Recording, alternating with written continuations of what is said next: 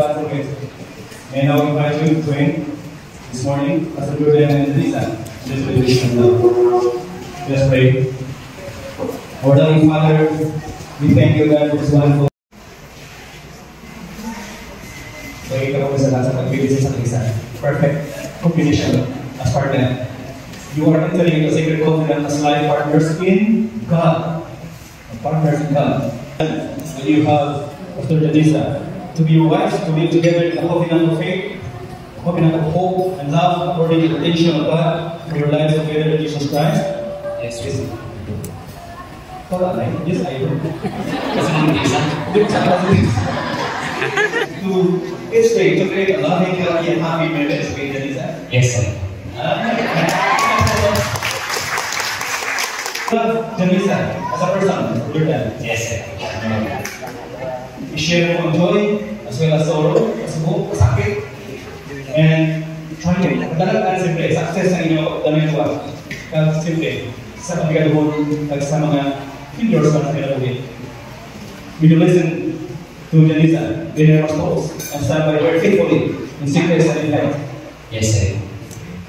And Pastor Jordan, to accept this responsibility and you promise to do your very best each day to create a happy, healthy, and happy marriage. Yes, sir.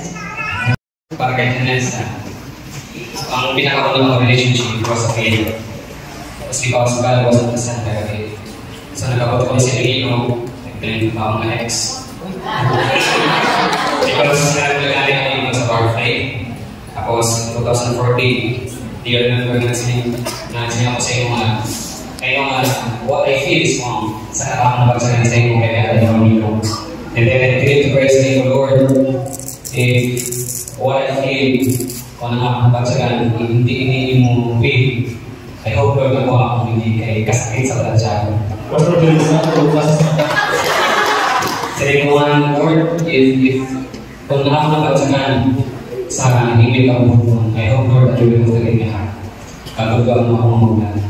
And first year, second year, nag-pray ako sa inyo for, I think, around 3 months.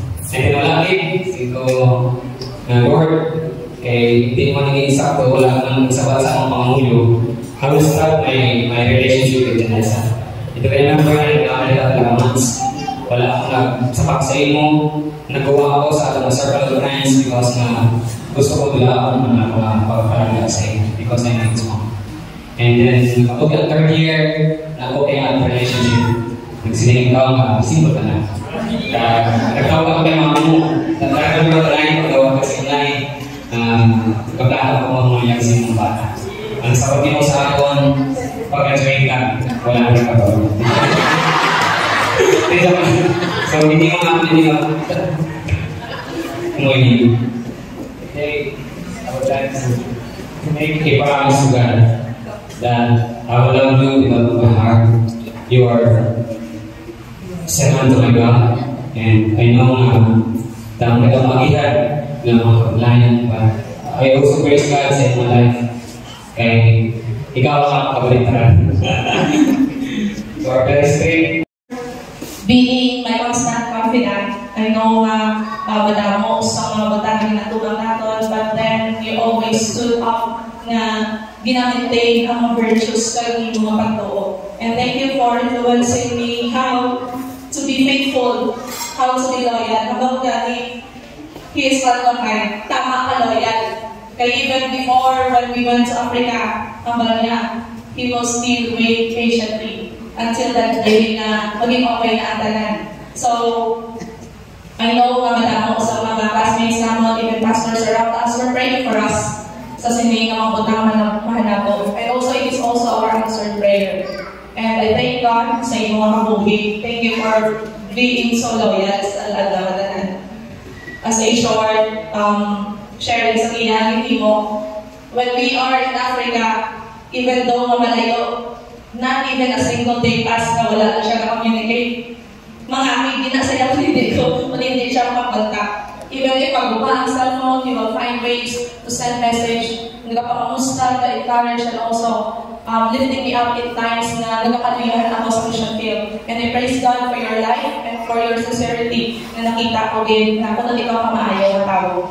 And also on this day, I vow that I will always support you in your decision. And I will also pray to God that He will always hold us together in all of our decisions. From this day, I will always support you in the ministry and even to be your prayer partner ever since until now and until forever. May God continue to be with us and protect this relationship in order for us to live this life that is always pleasing and acceptable to God. So, parang don't worry. I give you this ring as I give you myself, love and affection. It is a symbol of our vows, and in all that I am, and all that I have, I honor you. I give you my love and faithfulness. In the name of the Father, and of the Son, and of the Holy Spirit.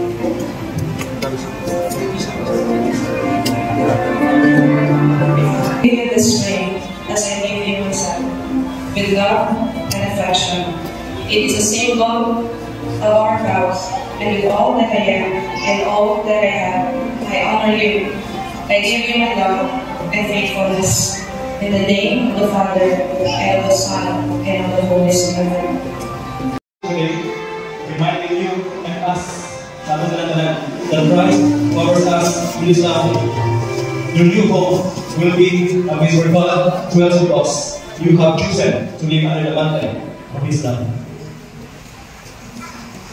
At ito sa mga kahong kanta.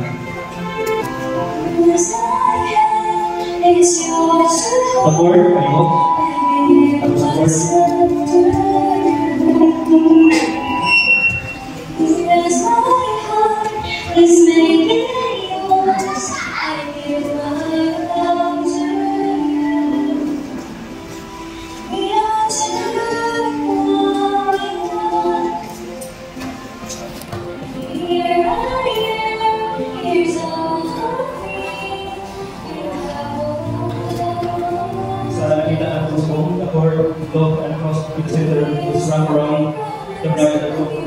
Who symbolize the Blessed Trinity, the Father, the Son, and the Holy Spirit, who are one and the same. Do you agree?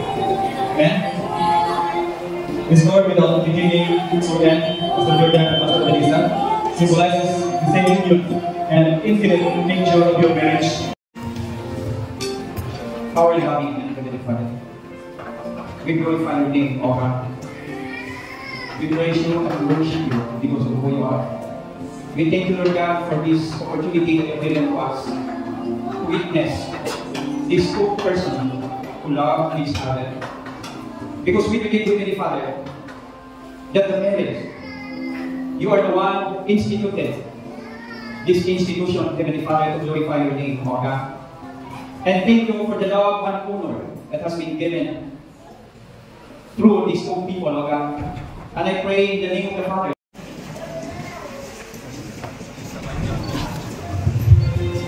Then after Pastor Jordan and Pastor Melissa saying the marriage contract, may I request one of the spouses or may I request Reverend Sugubyu and Samnik Yonsopa to listen. So represent the union of your lives into one flesh. And this one life cannot be divided. Never shall your lives be divided, but to let your testimony in a Christian home. Today, ubang sa audience.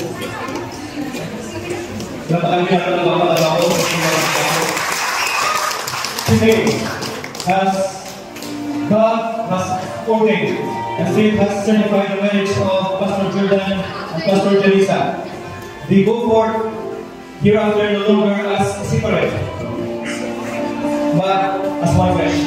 And now, to all the friends and family who have come to celebrate this union, I take great pleasure in presenting to you, by the authority vested in me, a minister of the gospel in the Republic and the laws of the Republic of the Philippines, what God has joined together with no man put asunder.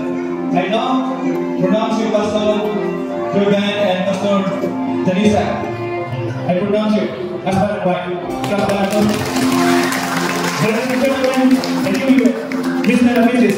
Jordan Dagusan. Kasulugan, tubangan, Pastor Rizal.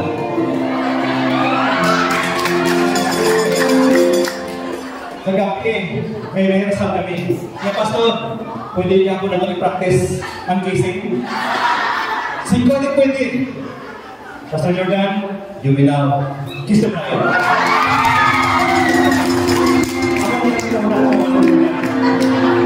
Practice. Let's see.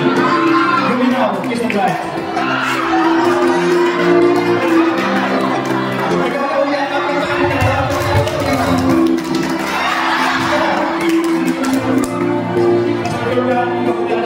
You will now kiss the bride.